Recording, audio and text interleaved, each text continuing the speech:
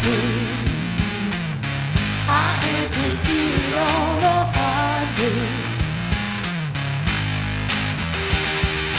other folks been working by the light of day. Buenas noches, señoras y señores, jóvenes de todas las edades. Bienvenidos a una nueva edición de Crisol de Cultura, el programa de la noche de los sábados en Televisión Ferrol. Saludos cordiales a todos cuantos nos siguen a través de Internet, con particular afecto, como siempre, a los espectadores que nos sigan en cualesquiera geografía de Hispanoamérica. Y bien, hoy voy a empezar por presentar ya directamente a nuestro invitado, a nuestro contertulio, por otra parte frecuente en este programa Crisol de Cultura, y después haré un breve apunte sobre otra circunstancia antes de entrar en la conversación que ha de ocuparnos. Bien, nuestro invitado de hoy es Venancio Salcines Cristal. Aquellos que siguen el programa habitualmente lo conocen sobradamente. Brillante economista, se dedicó a la docencia universitaria en el ámbito público durante bastantes años y ahora proyecta su magisterio y su gestión en la Escuela de Finanzas que él mismo preside y dirige.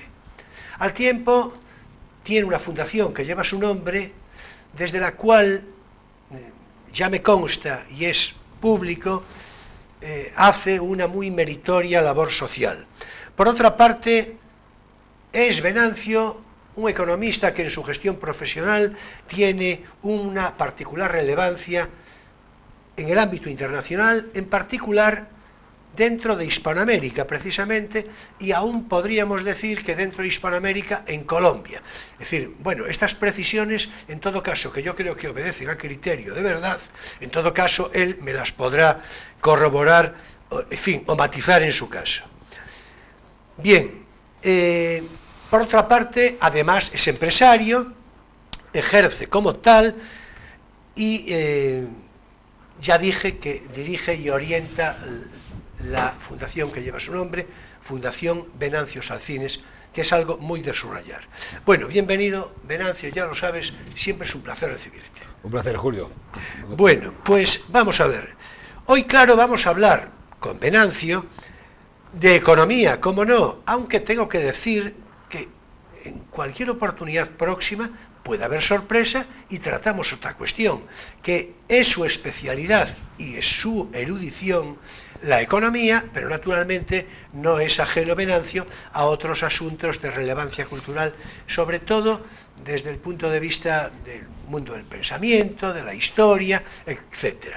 Bueno, en cualquier caso, sí, hoy vamos a hablar de economía, como la semana pasada precisamente, y vamos a hablar de una manera más matizada, más a fondo, podríamos decir con mayor criterio conceptual, de los presupuestos del Estado, de la previsión de presupuestos que tiene el actual gobierno.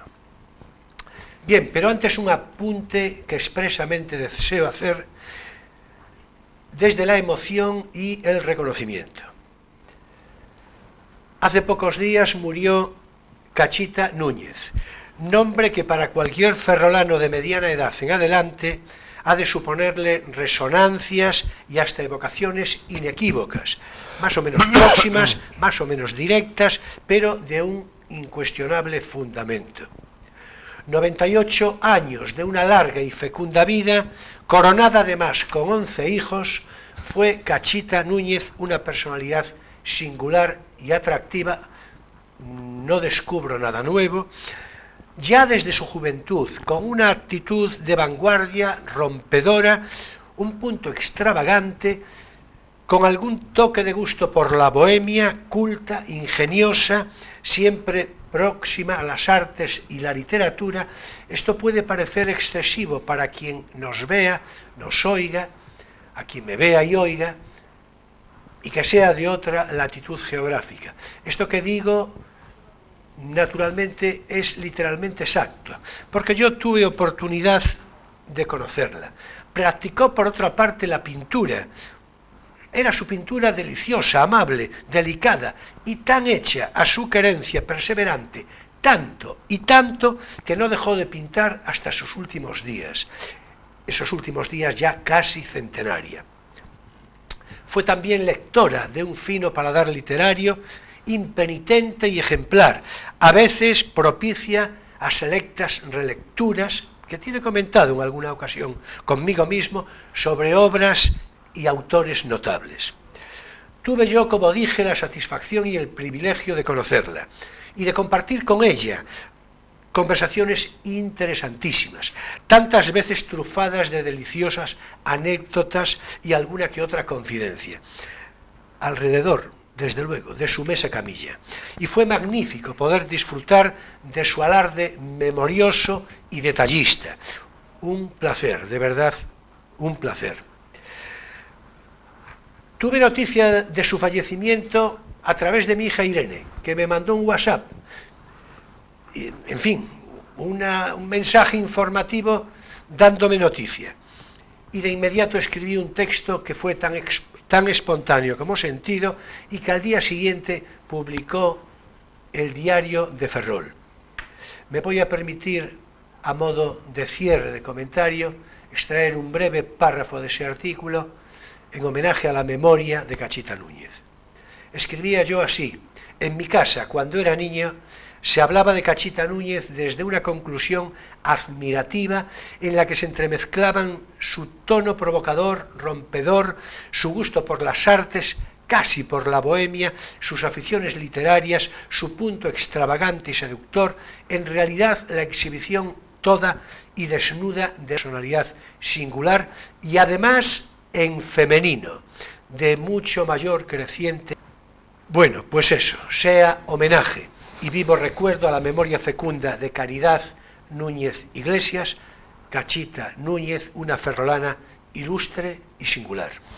Y bien, entramos con lo nuestro, con la conversación sobre economía con Venancio Salcines.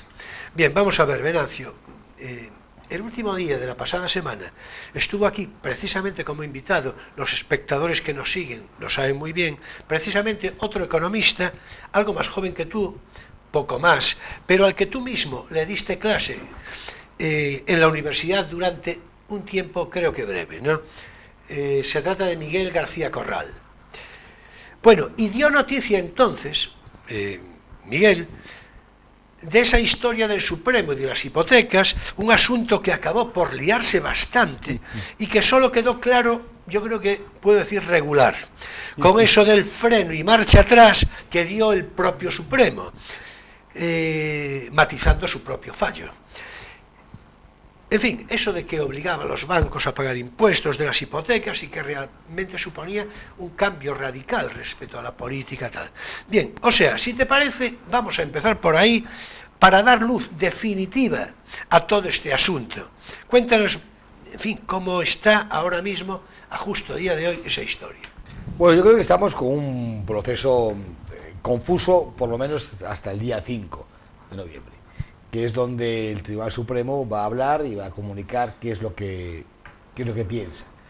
Lo que sí parece, por lo que se escucha de las voces del Tribunal Supremo, es que la sentencia ya es firme. Porque hay dos más en ciernes que vienen a reafirmar esta primera, y con tres sentencias en la misma línea, tres juntas, hace lo que se llama jurisprudencia, es decir, se convierte en ley, obliga al acato a todos los demás. Es decir, todos aquellos casos todavía no juzgados, pues tienen que entrar siguiendo esta línea, ¿no? Con lo cual, el hecho de que las hipotecas tengan que pagar el impuesto, datos jurídicos documentados, lo tenga que pagar el banco o la persona que compra, está claro ya que es el banco. Esto no tiene duda. ¿Dónde está todo el problema? El problema va a residir en mirar hacia atrás. Hacia adelante todo parece indicar que va a ser así, que en vez de pagarlo nosotros, lo va a pagar el banco. Pero no nos engañemos, lo va a pagar el banco porque previamente nos lo va a cobrar a nosotros. ¿Cómo lo va a cobrar? Pues la manera más sencilla es subiendo el tipo de interés. Pagaremos un poquito más y a pagar un poquito más, pues y ahí meterán ya implícito el coste del impuesto de actos jurídicos documentados. El gran debate reside hacia atrás, es decir, y yo creo que ese es el motivo por el cual se espera hasta el día 5. No, obviamente el Pleno del Supremo, que es hacia donde va esto lo aprobó un conjunto de 6 jueces, pero esos 6 jueces tienen una autoridad superior que es el Pleno, donde están todos los jueces del Supremo que abordan esa área. Yo creo que lo que van a llevar a Pleno es ver hasta qué punto, ¿no? Si vamos hacia atrás, hasta el año 2014, que es un escenario muy posible, ir hacia 14. Otra cuestión es ir hacia atrás 15 años, pero eso no se ve tan probable, pero sí hay gente que ya ha hecho el cálculo. En el caso de que tomasen la decisión de ir hacia atrás 15 años, estaríamos hablando de un impacto para la banca española de unos 16.000 millones de euros. Si vamos hacia atrás 4 años, el impacto no es tan grande, obviamente es mucho más pequeño, pero es un impacto igualmente grande, que va a afectar a los balances de los bancos. En España ya quedan pocos bancos, solamente quedan 15 bancos, y que operen en las ciudades de modo regular, yo creo que 5 o 6 son los que hay. O sea, 15 en toda España, pero no los 15 operan en todo el país, con lo cual tenemos 5 o 6 por ciudad, ¿no? Yo no creo que ninguno de ellos entre en pérdidas, si lo obligan a pagar el impuesto, pero indudablemente le va a suponer una caída importante en sus beneficios. De hecho, si en España las bolsas no crecen, como no crecen en otros países, en otras partes del mundo, es porque llevamos pues unos 4, casi más, diría casi 6 años en los que la banca no consigue ganar dinero. Y nuestra bolsa está muy vinculada a la banca, porque los valores más importantes de nuestra bolsa son los de la banca. Bueno, yo creo que quedó perfectamente claro, con ese tono didáctico y pedagógico que siempre pone Venancio a su discurso, todo este asunto. En fin, no está nada mal confirmar que ya, en fin, ya no tiene freno y marcha atrás, como decía antes, por utilizar el tono de Jardiel, ¿no? No está mal. Y lo de los 15 años, eso sí lo comentábamos ya el otro día, y yo naturalmente estoy lejos de esa no es mi especialidad, ¿no?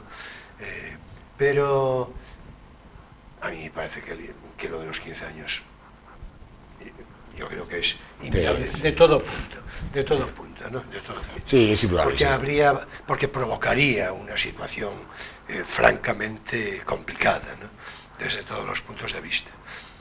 El tema tiene su historia, porque realmente, es decir, hasta el año, creo que fue hasta el año 2000, hasta el año 95, me parece que fue, quien pagaba el impuesto era realmente el banco. En el año 95 hicimos un cambio legal para darle la vuelta y que en vez de pagar el impuesto lo pagase el banco, lo pagasen las familias que compraban la casa. Entonces el legislador lo manifestó de modo evidente, es decir, el legislador de aquella época ya dijo, mire, este impuesto lo van a pagar las personas, los clientes, los que compran el inmueble, no lo van a pagar los bancos. Que venga ahora, pasados 23 años, ¿no?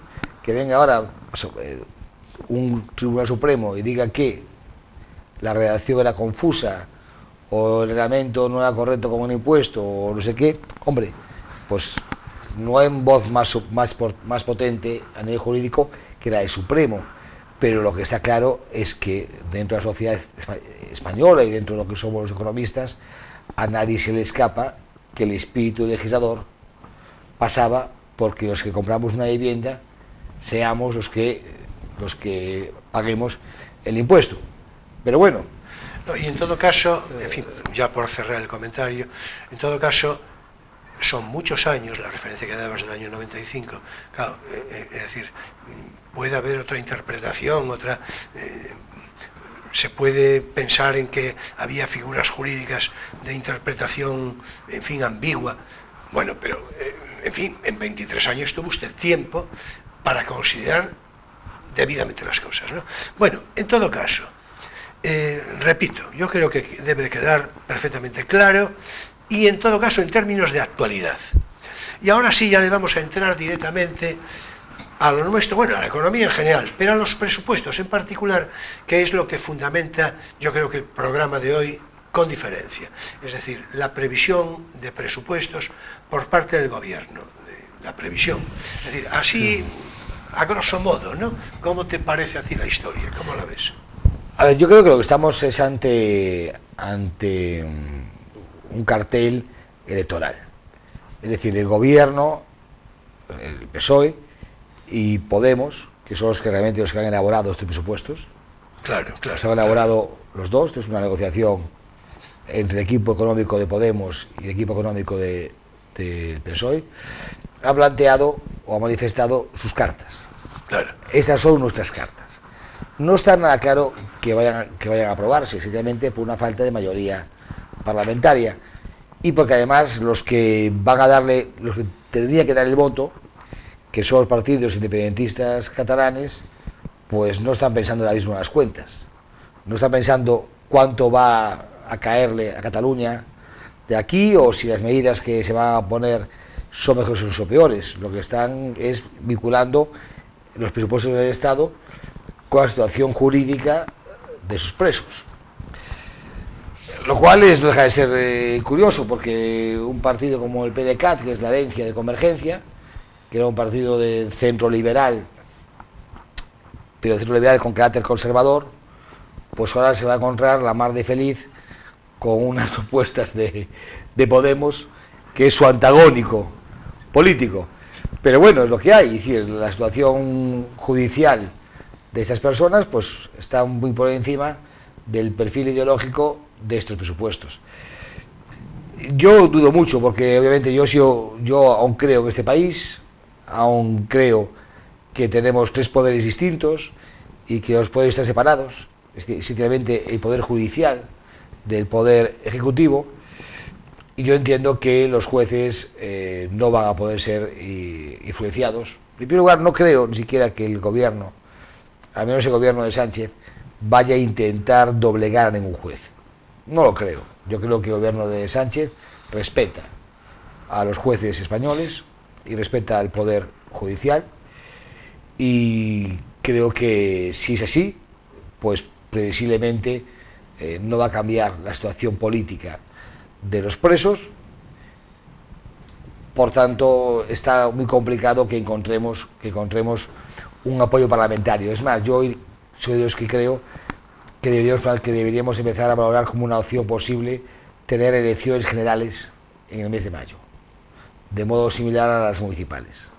Sí, sobre eso ya me adhiero del todo. Yo estoy totalmente convencido, entre otras cosas porque, dicho con ninguna intención de lectura política, que no es, en fin, la esencia de este programa, pero es que es evidente de que este gobierno es un gobierno legítimo desde el punto de vista de pie legal del juego político. Ahora, desde el punto de vista de la licitud moral, es evidente que, en fin, vamos a ver, no solo no lo votó nadie en el sentido directo y personal, en fin, de acuerdo con el procedimiento, sino que encima tiene el partido que sustenta el gobierno de facto, tiene una cantidad de diputados en realidad muy escasa. Con lo cual, la cosa, en fin, suena a perversión desde todos los puntos de vista. A perversión, digo, del juego político, ¿no? Ahora, por eso lo de las elecciones, sí sería, las elecciones yo creo que resulta fundamental para clarificar, cuando menos, algo todo esto. En cuanto a lo que explicabas de... Sí, yo creo que sí, que básicamente lo de la viabilidad de los presupuestos seguramente será escasa o ninguna, pero me interesa subrayar de todos modos, tú dinos lo que quieras, naturalmente. Pero iba a decir, podríamos sí hacer de todos modos una observación, digamos, desde una perspectiva teórica de qué ocurriría si el salario mínimo pues pasara a tener, en fin, la subida prevista, si las pensiones, en fin, observaran un porcentaje determinado, y así otras cosas. Mira, a ver, yo creo que hay el impuesto al diésel, por cierto. Sí, hay un discurso que nos lanzan desde el gobierno, o desde la coalición PSOE y Podemos, que a mí me deja un poco preocupado, ¿no? Dicen, vamos a recaudar más impuestos o vamos a buscar una mayor recaudación fiscal. Bueno, esto en principio no es tan así, Y voy a explicar por qué. Mira, nosotros tenemos dos impuestos. Uno es el IRPF, que es el impuesto sobre la renta de las personas físicas, y el otro es el IVA. Entre los impuestos recaudamos 150.000 millones de euros. Entre los dos, la suma de los dos le aportan a este país 150.000 millones de euros. A día de hoy, claro. A día de hoy. ¿Qué es lo más inteligente que puede hacer uno si tiene el poder? Intentar incrementar la recaudación de estos dos. Pero ¿cómo se incrementa esta recaudación? Trabajando muchísimo en las políticas de empleo. Trabajando muchísimo para que haya mucha más gente trabajando y que la gente que trabaje pague IRPF, y que la gente que pague IRPF, como también tiene una nómina, pueda comprar más, pueda consumir más y pague más IVA. Es decir, tendrías que, con políticas de crecimiento, con políticas que intentasen apuntalar muy fuerte el crecimiento económico, podrías ir a incrementos de recaudación pues del 6, 7, 8, 9%. Es decir, estaríamos hablando de incrementar la recaudación en 10.000, 12.000, 14.000 millones de euros.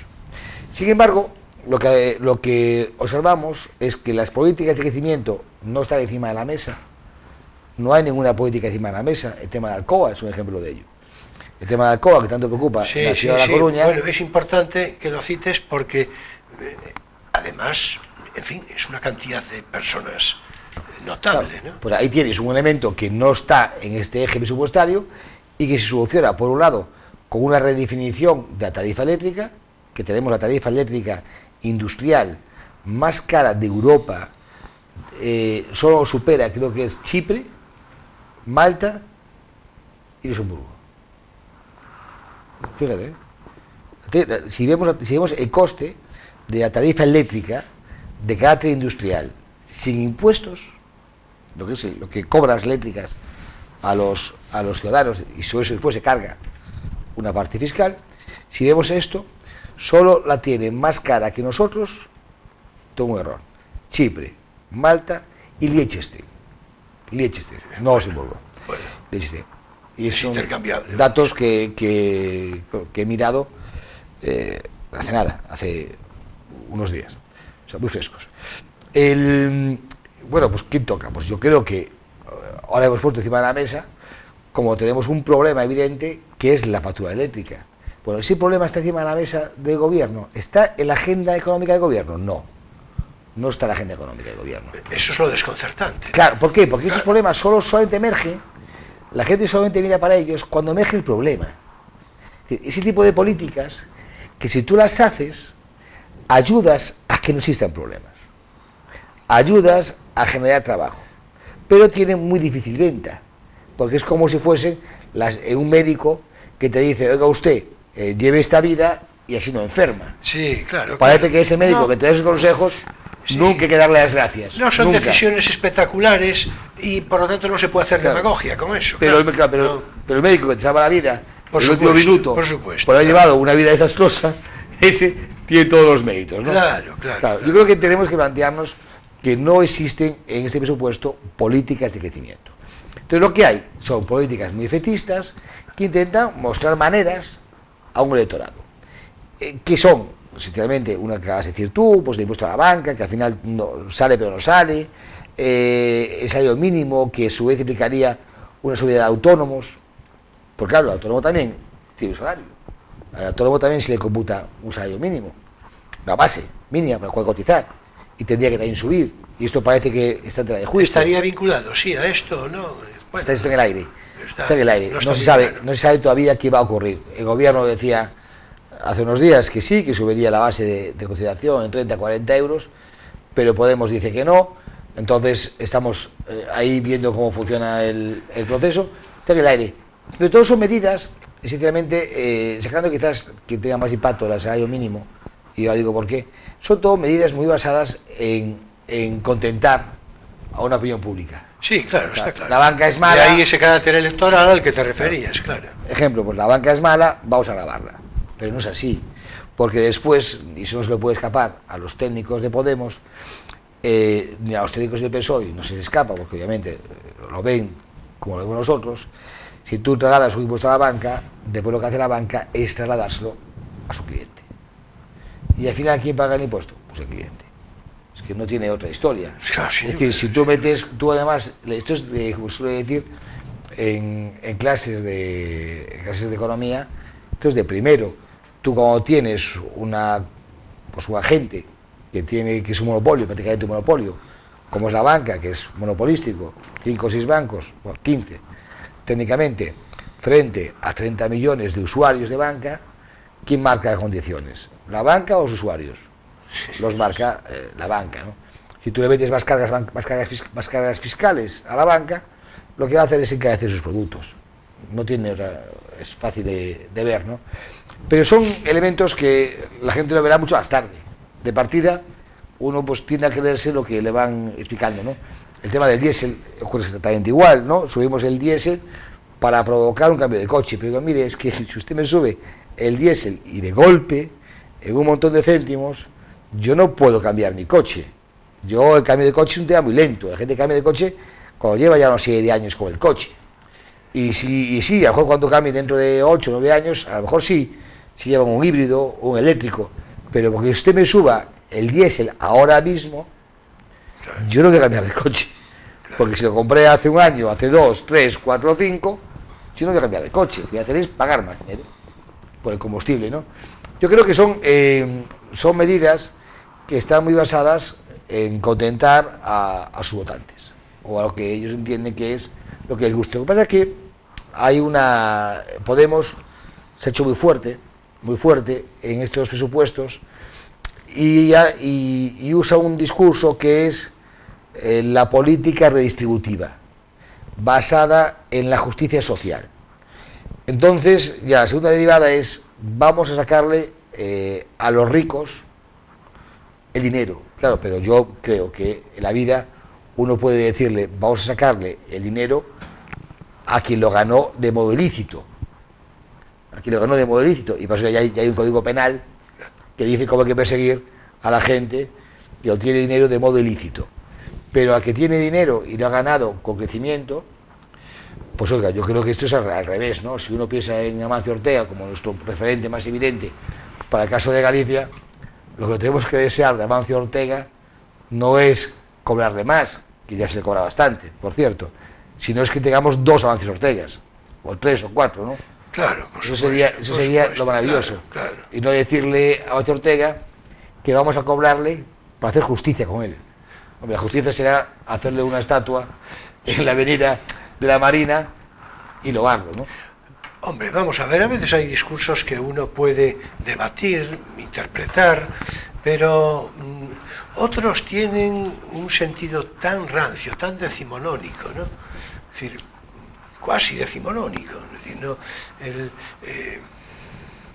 La justicia social, por supuesto, es un concepto imprescindible, exigible desde todos los puntos de vista, y todas las referencias, digamos, de orden revolucionario, digo como sistema filosófico, pues naturalmente exigen reivindicar la justicia social, por supuesto. Ahora, el que usted haga demagogia con la justicia social del modo, en fin, que tú explicabas, a mí de todo esto en realidad lo que siempre me extraña, pero además de una manera creciente, es que desde un punto de vista social haya, digamos, el convencimiento de que esto pueda ser así, ¿no?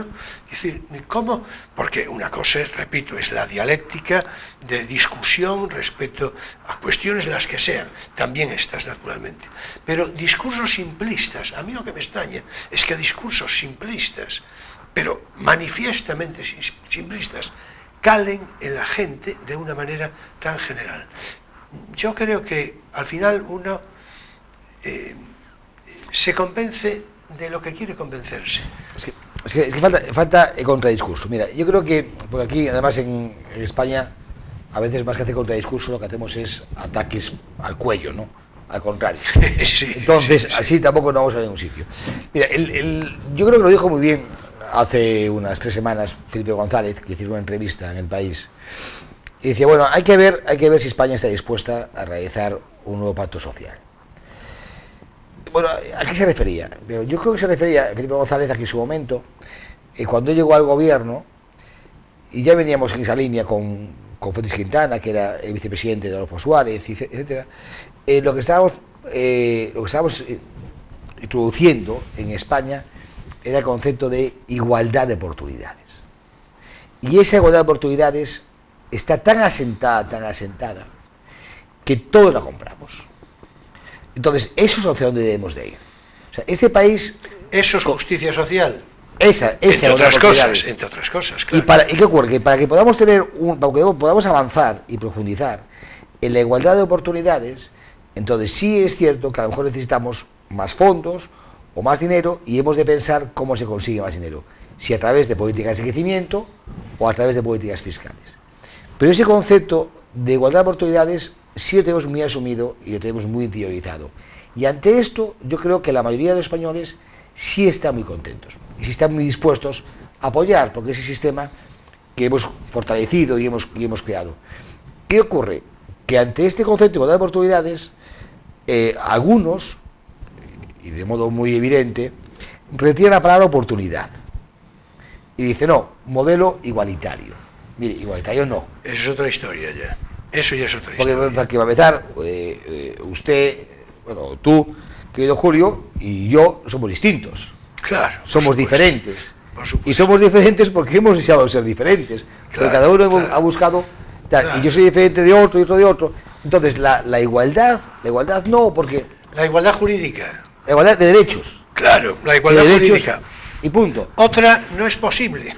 Y otro señor que está dispuesto... Es hacer violencia. Está dispuesto a agarrar una mochila y ser director comercial o ser agente comercial de una compañía y recorrer el mundo al año 4 veces, y a cambio tiene un dinero, y otro señor pues decide a lo mejor pues trabajar pues 8 horas y el resto del tiempo pues dedicarse a cuidado de sus hijos o a escribir una novela porque le encanta, o a la pintura. Es decir, todo es un tema de que todas las personas lo que tienen que tener es esa capacidad de poder tener su oportunidad, de buscar su futuro y tener su oportunidad. Y si en algún momento se han equivocado, que la sociedad pueda darles una segunda oportunidad, una tercera y una cuarta. Ahí sí podemos encontrarnos de acuerdo, ¿no? Pero el concepto igualitario, de que yo te quito para que seamos más iguales, no. Eso no. Bueno, aparte de que, en fin, este es un discurso, por otra parte, generalmente cuando quien propende a auspiciar políticas de igualdad de ese tipo, bueno, políticas, la igualdad de ese tipo, habría que empezar por preguntar dónde está el rasero de la igualdad. ¿Usted qué es lo que pretende igualar? Claro, la capacidad intelectual no se puede igualar. Cada uno tiene la que tiene en función de determinadas circunstancias, sin ponernos estupendos con en fin, la extracción social y económica. Claro que naturalmente eso influye, por supuesto. Pero quiero decir, desde una perspectiva de buena voluntad, es evidente que el sentido de igualdad es el que tú acabas atinadamente de describir ahora. Y la igualdad jurídica es así, de una manera incuestionable. por supuesto, y una cobertura social mínima, necesaria, desde un punto de vista de cobertura, eso, de cobertura social del individuo, que tenga un mínimo garantizado por... Eso ya son políticas que se llevan a efecto de una manera, yo creo que suficiente. Y luego otras políticas también, naturalmente reguladoras del sistema económico, del sistema... voy a decir capitalista, por utilizar la jerga de tal, que también naturalmente tienen que corregirse aquellos que se sobreextreman o demás. Pero es cierto, detrás de la igualdad, por otra parte, contra natura, desde todos los puntos de vista, ahí siempre hay un exceso de demagogia, y son políticas.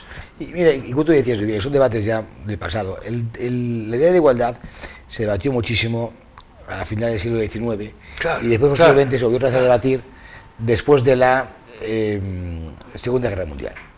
Cuando la URSS se apropió de una buena parte de Europa, en ese momento hubo un debate profundísimo sobre el concepto de igualdad, porque era lo que había detrás, lo que subyacía detrás de un régimen comunista.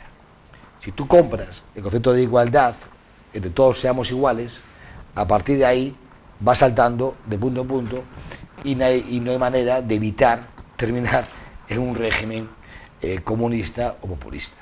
Entonces tienes que romper la máxima de partida. Diciendo, mire, igualdad en el punto de llegada no, igualdad en el punto de partida.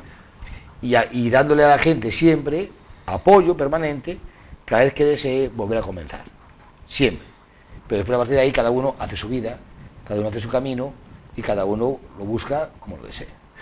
Sin duda, yo creo que quedó perfectamente redondeado esto con esa alusión precisamente a la experiencia comunista de la antigua Unión Soviética y todo lo que eso fue a suponer. Es evidente que el corolario conocido de todo esto en términos históricos es lo que tendría que hacer ver desde una perspectiva perfectamente reconocible que el sistema, digamos, piadosamente no funcionó. Sin embargo, sí es verdad que en la dialéctica comunismo, sistema comunista y capitalismo, es evidente que en esta oposición de guerra fría, por decirlo de algún modo, es evidente que, claro, el capitalismo también es cierto que hizo correcciones precisamente por verle las orejas al lobo que representaba el comunismo. Esto sí es verdad, ¿no? Sí. Esto sí es verdad. Bueno, pues vamos a ver. Ahora es tiempo para nuestro espacio divulgativo. No tienes por qué saberlo.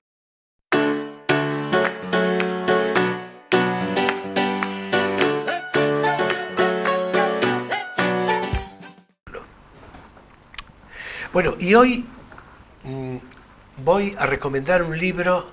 Naturalmente ya sabes que tú te puedes sumar, no es necesario, pero puedes sumarte cuanto gustes. Voy a recomendar un libro que a mí me resulta particularmente atractivo desde hace muchos años. Bien es verdad que la persona de que se trata es, no diré mi pintor favorito así sin más, porque uno en pintura y en otras cosas, hablar de uno, pues no sé, parece un sobreexceso. Pero para mí Dalí es una debilidad personal. Este libro que muestro a la cámara es Confesiones inconfesables de Salvador Dalí, recogidas por André Parinod, el escritor francés André Parinod. Bueno, como tiene una encuadernación que lo permite, lo voy a dejar aquí a la vista y así resulta, en fin, expresivo y pedagógico. Hay que decir que esta que muestro es una primera edición de Editorial Bruguera de marzo del año 1975. Yo, que os voy a exhortar a que compréis y leáis el libro, naturalmente estaría encantado de que encontraseis esta edición, pero me temo que eso ya no va a resultar muy fácil, por lo menos para una gran mayoría. En todo caso, se ha de describir que se trata de una edición con 36 dibujos originales de Dalí, que recoge naturalmente estas páginas, además de variadas ilustraciones fotográficas. Pero lo importante, naturalmente, cómo no, es el magro texto que recoge las impresiones de Salvador Dalí. Se ha de decir, voy a leer brevemente un párrafo extraído de la introducción que André Parinot hace de este libro. Dice lo siguiente: si Nietzsche hubiese conocido a Dalí, lo habría tomado como prototipo del superhombre. Su Zaratustra, por su voluntad de poder, por la continua superación de sí mismo, la hiperlucidez, el desafío permanente a la muerte, a la moral, al establishment y a los hombres. La historia, según el testimonio que de ella tenemos en la literatura o en la tradición, dice Parinot, contiene pocos ejemplos de una existencia que se afirme tan sin ambajes en sus más extremadas exageraciones y de una inteligencia que llega hasta el paroxismo del delirio lúcido. Como artista es inmenso, como psicólogo un filón prodigioso, como intelectual enciclopédico. Nuestro hombre, Salvador Dalí, es fascinante y su triunfo glorioso. Ya vemos por dónde no todos somos iguales, ¿verdad? Es un buen ejemplo, ¿verdad?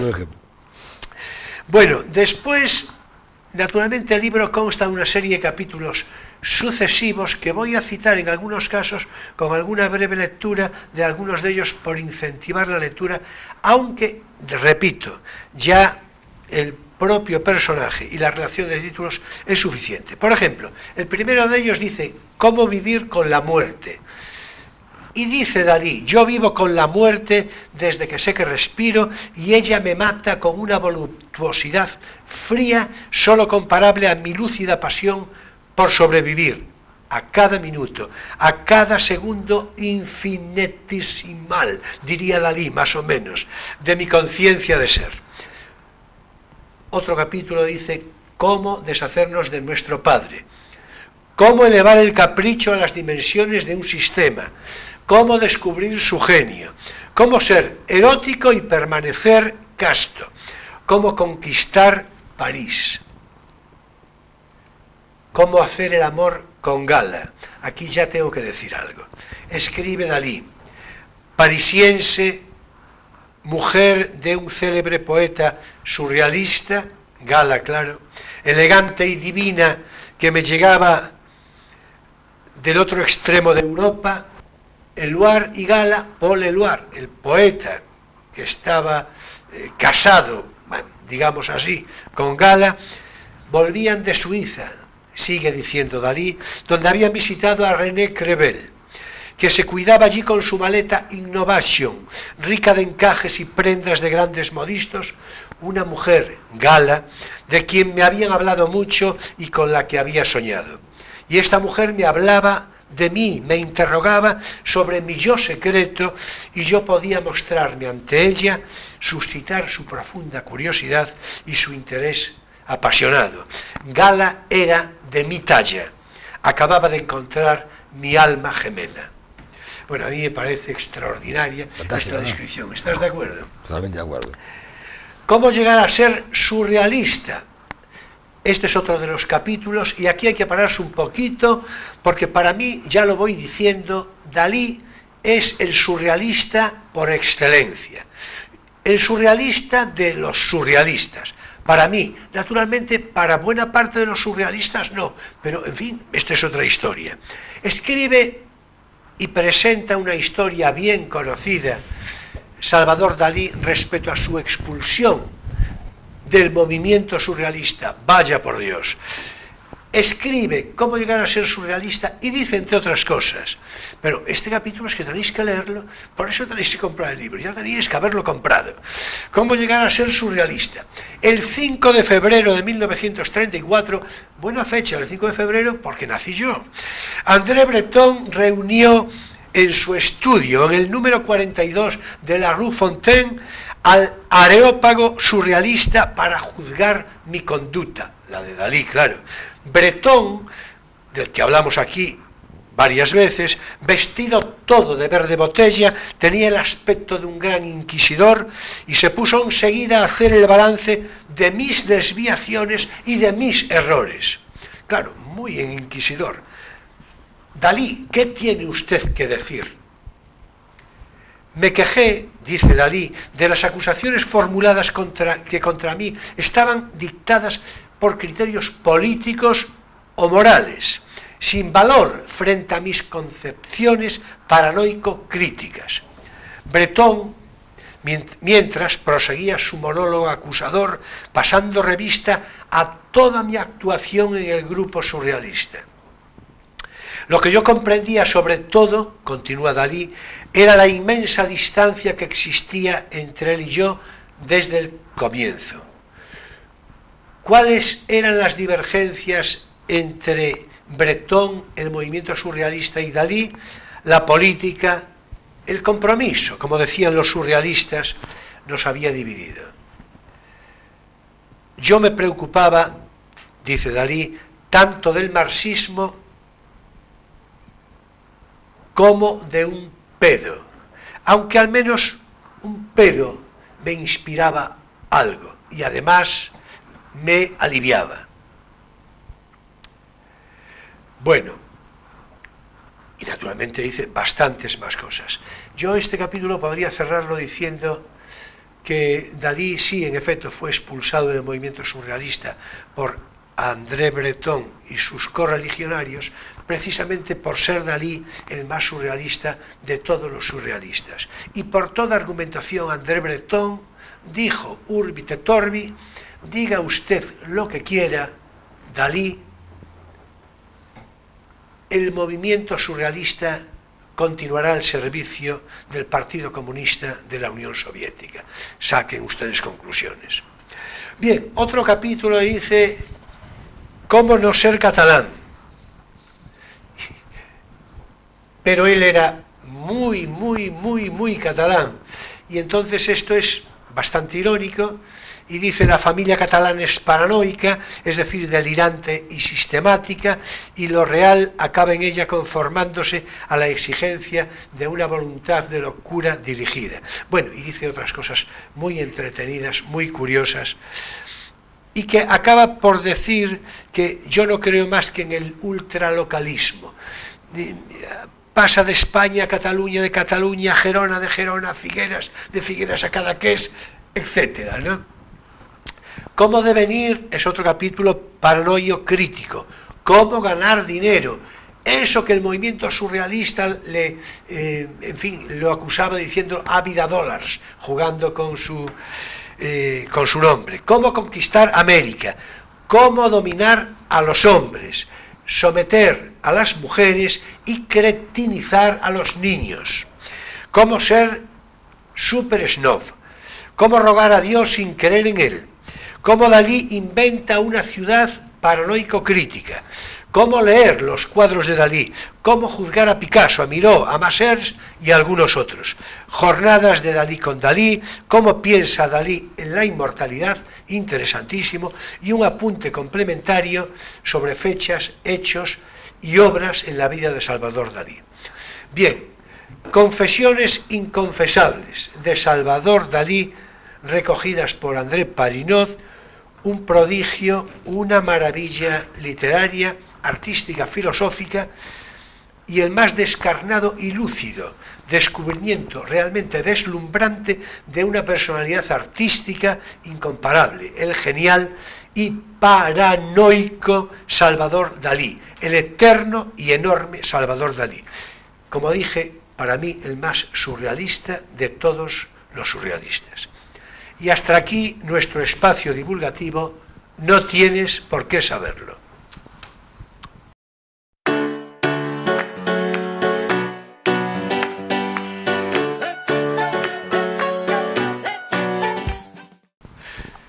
Bueno, yo es que pongo mucha pasión en esto de Dalí porque, en fin, es un pintor que siempre me inspiró poéticamente, por otra parte. No, y fíjate que en España hablamos muchísimo de Picasso, sin embargo Dalí, que es una figura que está a la misma altura que Picasso, y no le hemos dedicado el mismo tiempo, ¿no? Picasso sí se lo dedicó a Dalí. Sí. Entre Dalí y Picasso y Dalí tenían, al margen anécdotas como aquello de yo soy, en aquella famosa conferencia en Madrid, ¿no? Yo soy español, Picasso Picasso es español, yo también, Picasso es pintor, yo también, Picasso es comunista, yo tampoco, en fin, aquella curiosidad anecdótica. En todo caso, entre ellos tenían un reconocimiento mutuo del genio común que ambos compartían de una manera inequívoca.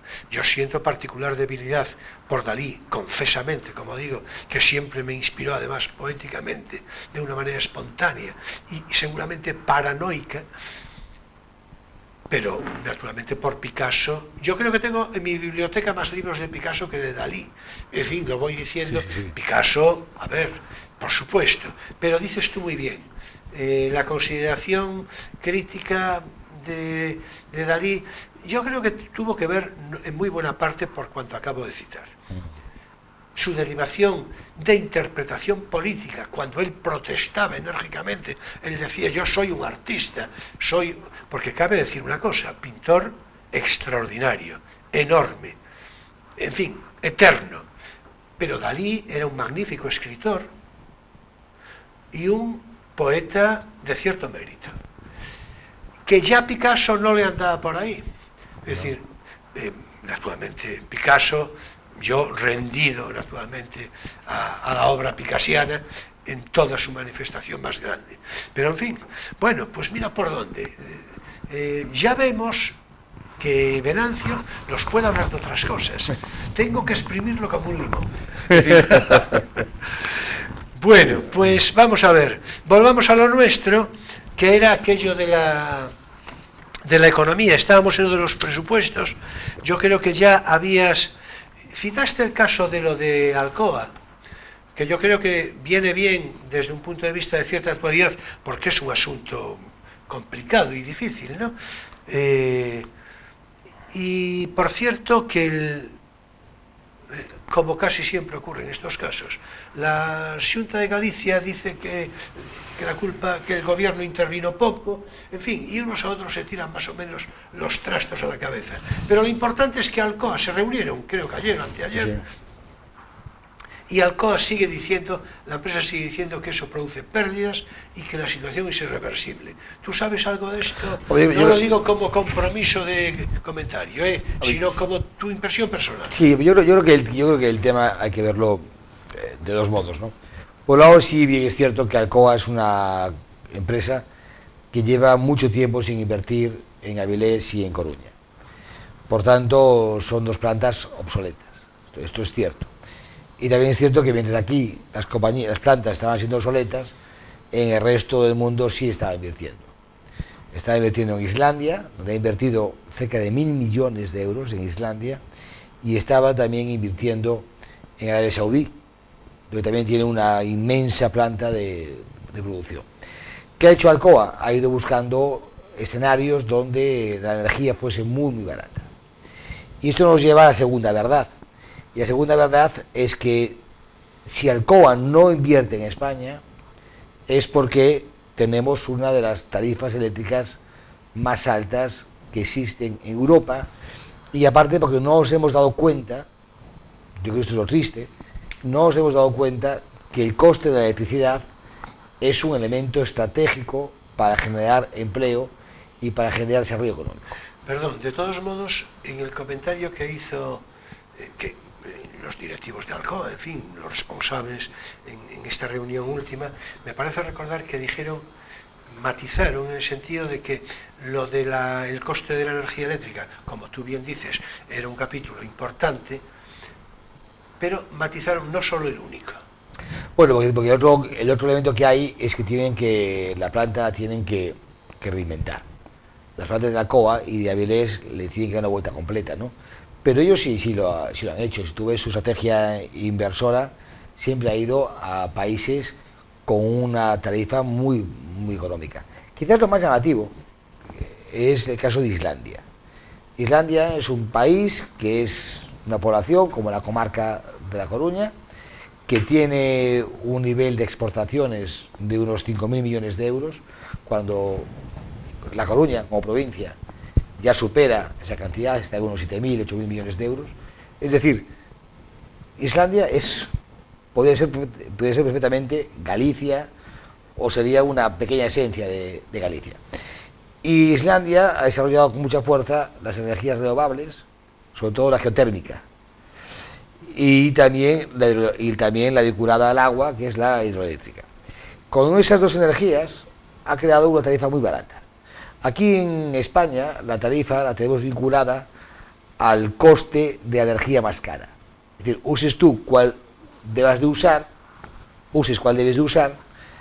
te van a facturar por el consumo de la energía más cara, que es la que suele entrar siempre de último. O sea, primero las compañías eléctricas empiezan a producir pues energías más económicas, y según estas van agotando, va llegando a las siguientes. Aquí, como no hemos invertido suficiente en el sistema eléctrico, pues tenemos que introducir las energías ineficientes. ¿Qué son? ¿Cuáles? Pues de modo fundamental el carbón. El carbón es una energía que encarece muchísimo la tarifa. ¿Qué tendríamos que haber hecho en España? Pues mira, pues una cosa, pues posiblemente tener una central nuclear más. Hubiéramos abaratado enormemente la tarifa eléctrica.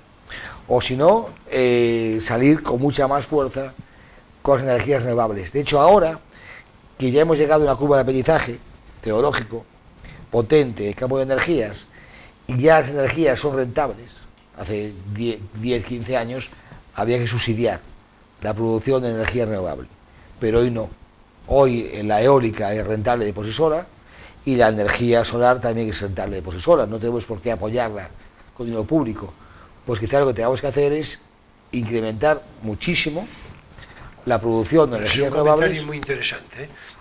Para el público que seguramente no lo sabe, ¿no?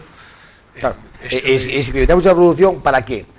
Para que no tengamos que recurrir a las energías ineficientes. Claro. Que son las que tiran para arriba el coste de la tarifa. Y después plantearnos otra cuestión más, plantearnos la parte fiscal. Porque estamos todo el día pensando en la factura del autónomo, pero el autónomo también paga luz.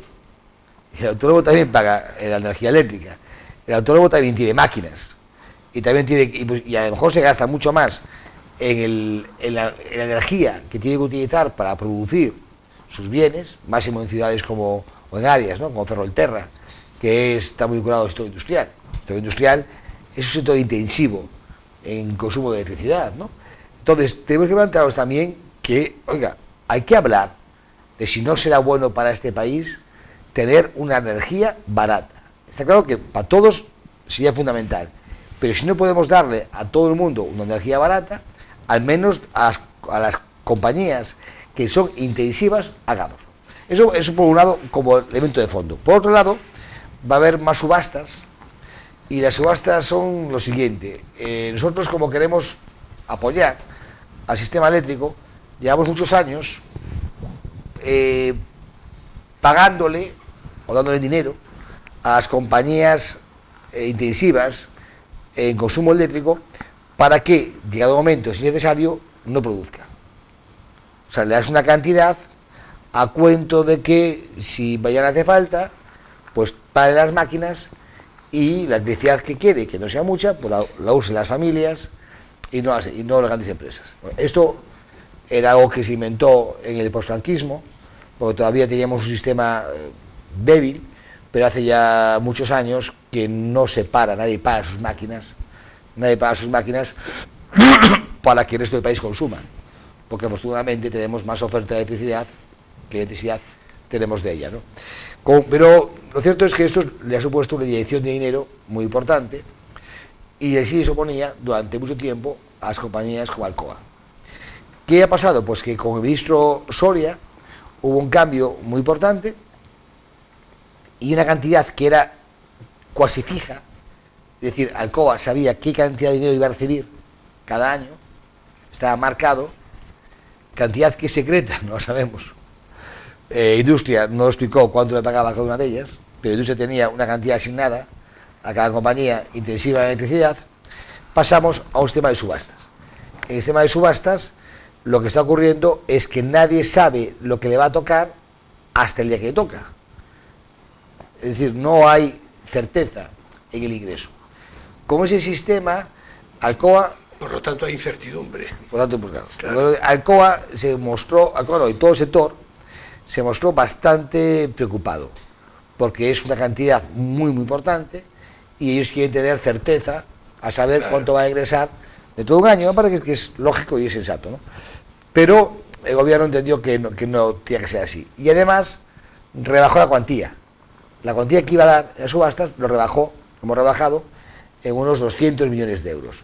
Eso ha provocado que compañías como Alcoa, que ingresaban 140 millones a subastas, en el año 2014, ahora ingrese 90 millones, 50 millones menos, y además con un coste mucho más elevado de kilovatio. Bueno, yo creo que lo de Alcoa, es más, yo ni pretendía tanta pormenorización, pero mira, no vino mal, porque es un asunto, por otra parte, de interés social ahora mismo, ¿no? Por otra parte. Bueno, ya el tiempo se nos va yendo, Venancio, que ya sabes tú cómo es esta historia, ¿no? Y quería yo preguntarte, así como un apunte necesariamente breve, porque las circunstancias así lo imponen, ¿no? A ver, lo de los presupuestos yo creo que estuvo más o menos matizado de manera suficiente. Quizá un breve apunte sobre la posible incidencia de esos presupuestos, de llevarse a efecto siempre desde un punto de vista estrictamente teórico, la incidencia negativa, breve apunte, repito, relacionada con Galicia, la posible incidencia que pudiera tener relacionada con Galicia. Y hablando de Galicia, que en fin, por aquello de la proximidad, ¿verdad?, que nos, también de manera breve, pero yo sé que tu capacidad de síntesis, en fin, es mucha, ¿cómo podría afectarle, que es una noticia de, en fin, de alguna actualidad, el Brexit inglés a Galicia? Se decía este día sobre todo en el ámbito de pesca y textil. Vamos allá. Sí, yo creo que veríamos en caso de Brexit, que también es otro elemento que está en tela de juicio, claro, porque claro, está enormemente contestado. ¿Qué ocurre? Que ahí hace falta un proceso de negociación y no hay marco actual de negociación. De hecho, lo que está encima de la mesa es la posibilidad de una ruptura total. Aquí se rompió esto y se acabó. ¿Qué ocurre? Bueno, si se acabó, lo que más vinculados estamos con el Reino Unido es el tema de pesca, porque una buena parte de nuestra flota pesquera está faenando bien en bancos o bien con bandera británica. Entonces, ahí tenemos que ver cómo soluciona. Yo soy optimista, pero también creo que soy optimista en cuanto que al final, si esto ocurre, o si ocurre, es porque el Reino Unido está satisfecho en la relación que tiene pesquera con el resto de Europa, de modo fundamental con España, con lo cual el interés para que se mantengan los acuerdos pesqueros es evidente. Pero lo que pasa es que si se rompemos de modo brusco con el Reino Unido, después lo que veremos serán muchas negociaciones menores, y punto a punto.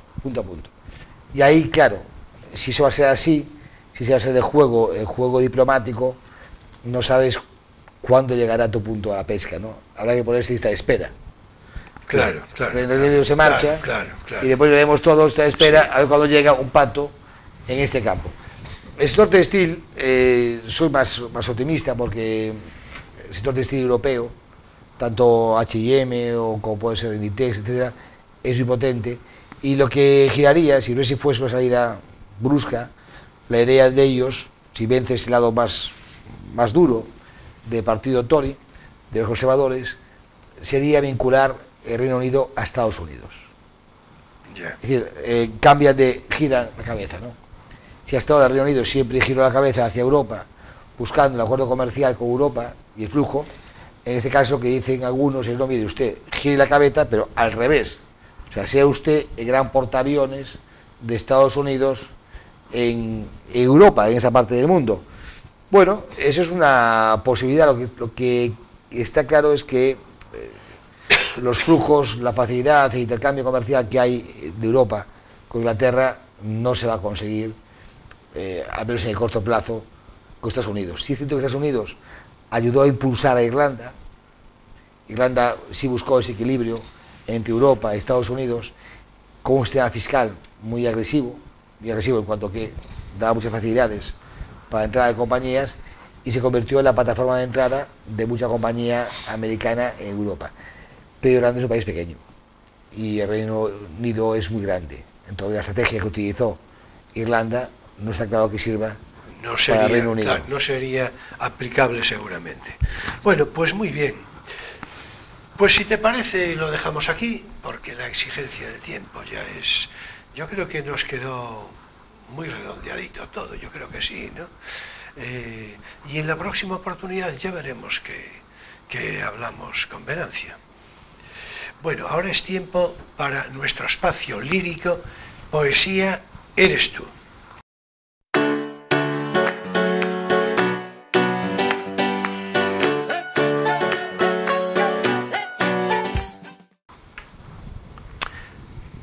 Y hoy me voy a referir a un poeta, a un excelente poeta asturiano de Oviedo, nacido en 1925 y fallecido en Madrid en 2008, Ángel González,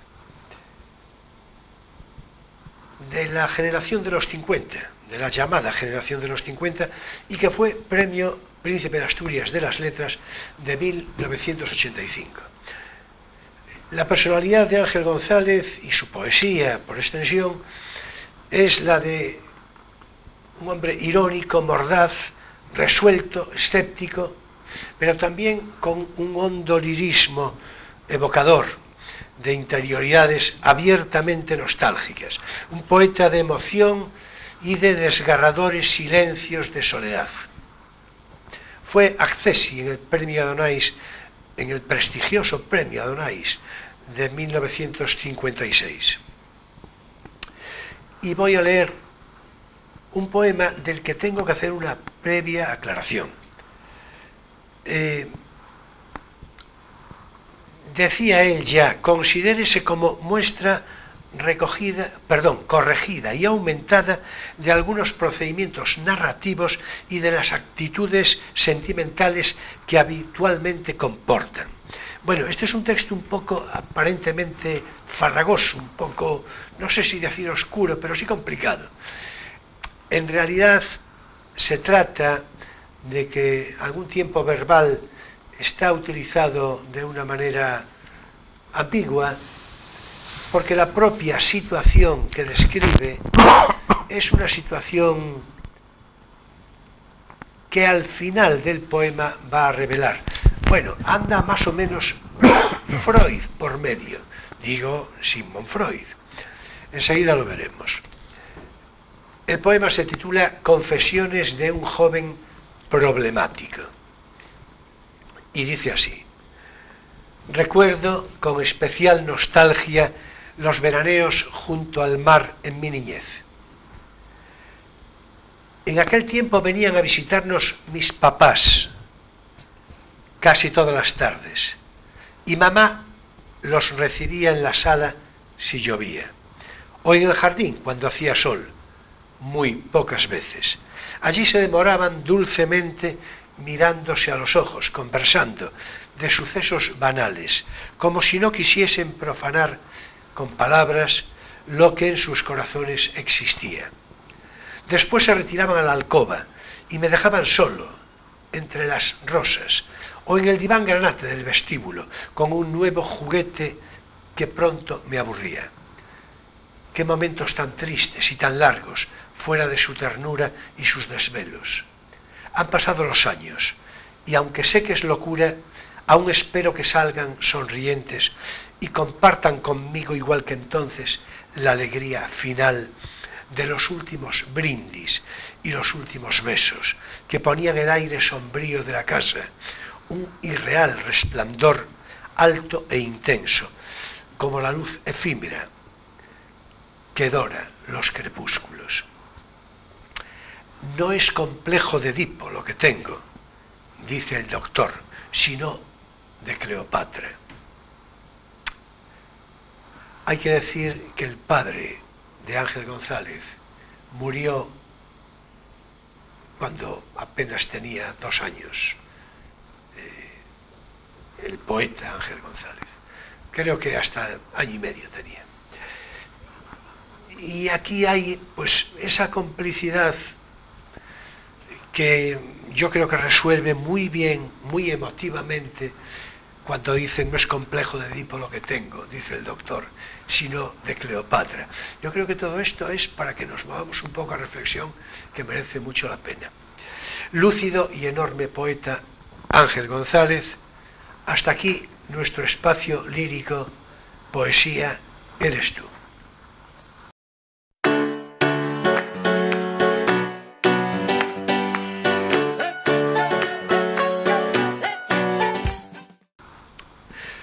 Bueno, y hasta aquí también por hoy, naturalmente, nuestro crisol de cultura de hoy, 27 de octubre de 2018.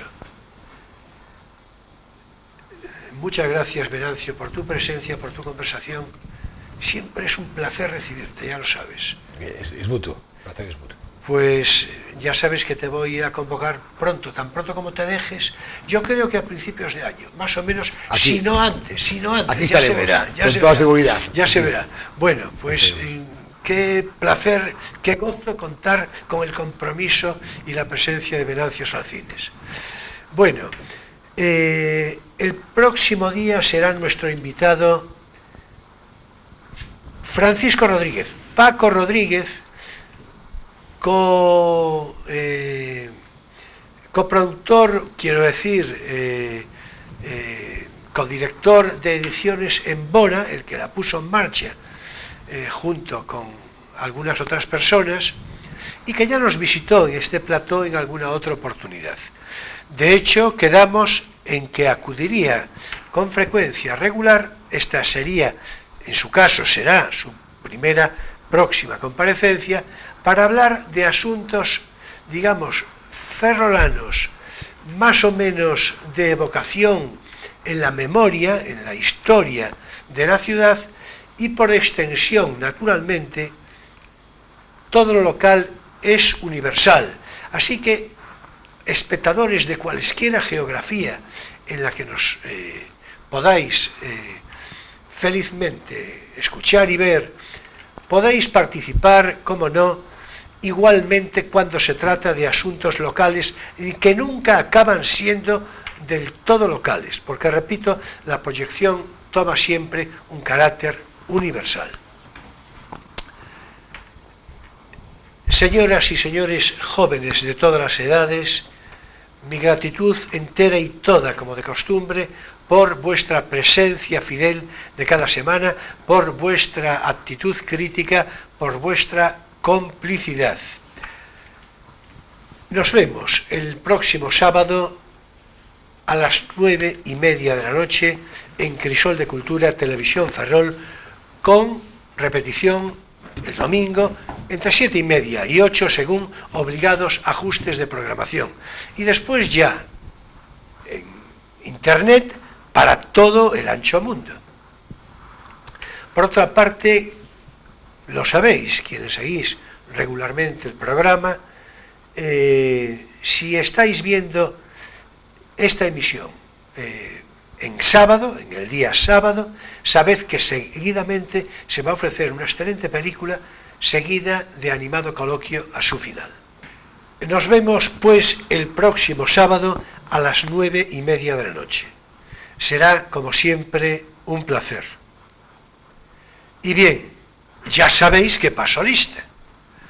Muchas gracias, buenas noches y feliz semana.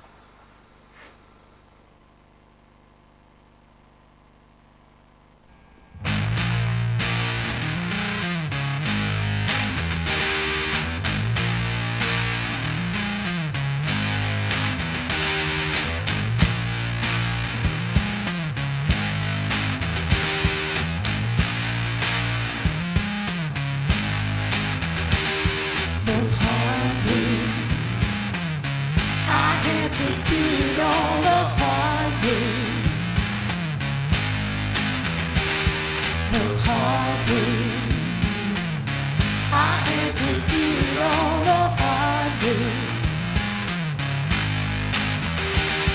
while others